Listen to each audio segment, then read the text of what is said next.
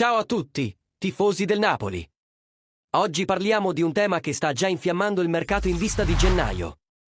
Il nostro club è sempre attento a rafforzare la rosa e ci sono novità interessanti su due possibili acquisti per la fascia destra.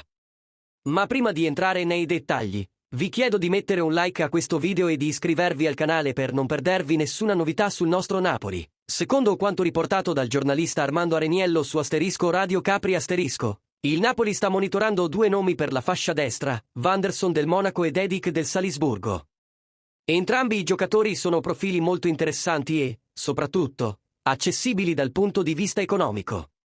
Il loro costo si aggira tra i 15 e i 18 milioni di euro, una cifra gestibile per il club azzurro, soprattutto in ottica di un rinforzo che potrebbe rivelarsi fondamentale nella seconda parte della stagione.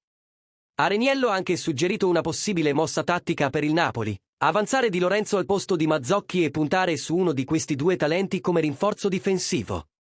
Con il nuovo formato della Champions League, ci sarà maggiore rotazione e il Napoli dovrà essere pronto a gestire al meglio le risorse, sia in campionato che in Europa.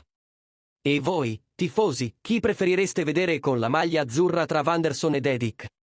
Fatecelo sapere nei commenti qui sotto.